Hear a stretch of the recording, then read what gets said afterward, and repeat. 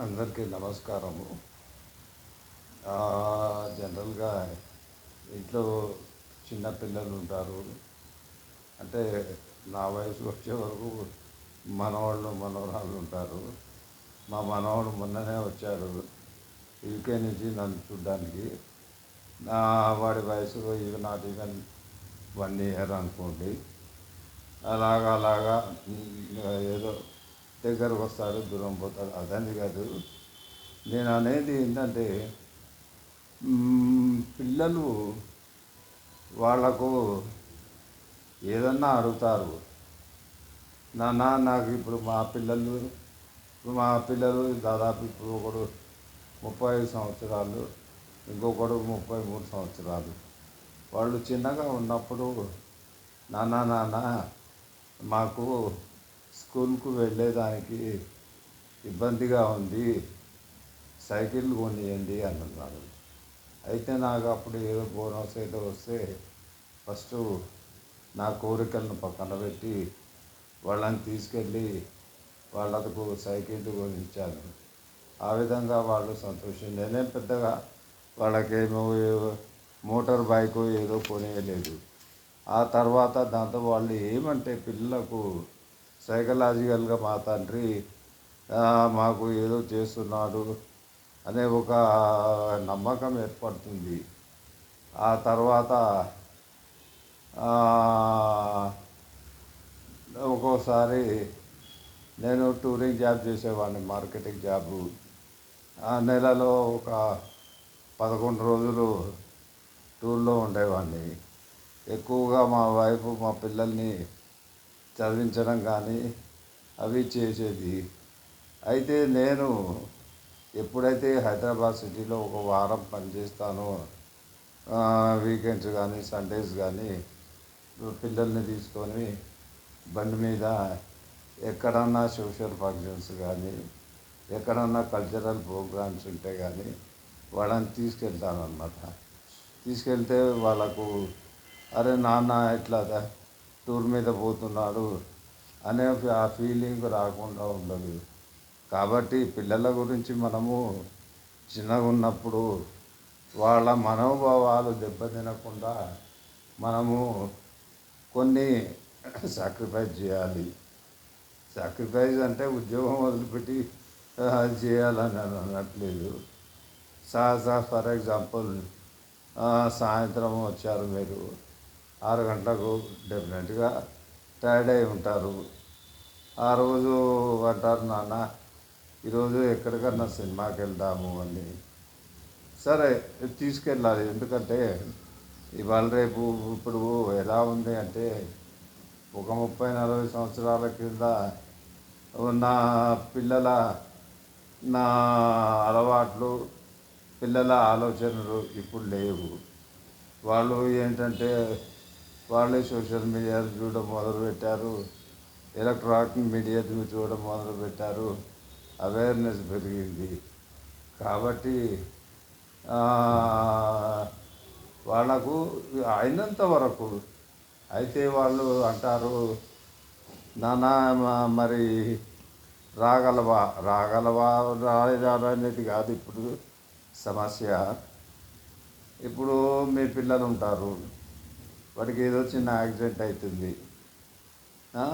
రాత్రి చిన్నపిల్లలు కదా, నొప్పికి తట్టుకోలేరు. రాత్రి 10 అయినా 11 అయినా తీసుకెళ్ళి డాక్టర్కి చూపించాలి. అంటే ఈ విధంగా చేస్తే పిల్లలకు ఒక విధమైన కాన్ఫిడెన్స్ అనేది వస్తుంది. వాళ్ళు రేపు మీరు పెద్దగా అయిపోయి ఏజ్డ్ అయినప్పుడు వాళ్ళు చేస్తారా చేయరా అని కాదు, డెఫినెట్గా చేస్తారు.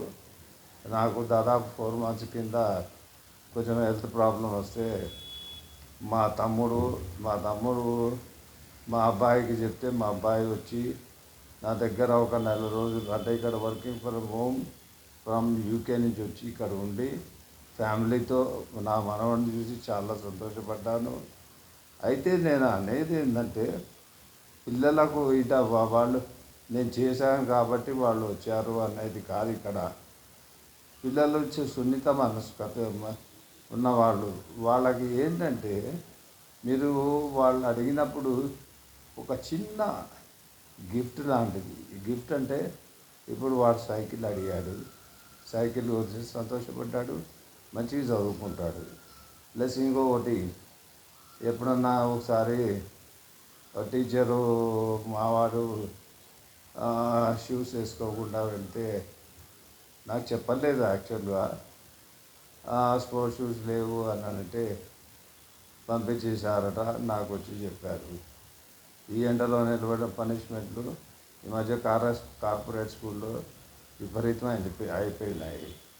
అయితే నెక్స్ట్ ఇమీడియట్గా నాకు రాత్రి చెప్పాడు, పొద్దున్న నాయన నేను వస్తాను నీ స్కూల్కి, నేను మాట్లాడతాను అని వెళ్ళి ఆ టీచర్తో మాట్లాడి, మేడం ఒక గంటన్నర లోపల మా వాడి షూస్ తీసుకొచ్చి ఇస్తాను అన్న. వెళ్ళి నా దగ్గర డబ్బులు లేకున్నా కానీ మా కంపెనీలో మా ఫ్రెండ్ ఉన్న చోటకి వెళ్ళి, అయ్యా ఇట్లా అంటే డబ్బులు ఇచ్చారు, తీసుకున్న షూస్ కొన్నా ఇచ్చారు. వాడు చాలా సంతోషపడ్డాడు. అయితే పిల్లలు ఏదైనా అడిగితే విసుక్కోకండి. నేను బిజీగా ఉన్నాను, నేను టూర్లో ఉన్నాను, వాళ్ళకి కావాలంటే వేరే ఆల్టర్నేటివ్. ఇప్పుడు డబ్బులు లేకుంటే మీ మిస్సెస్కి ఇవ్వండి, మీ మిస్సెస్ తీసుకెళ్ళి వాడికి కొనిస్తుంది.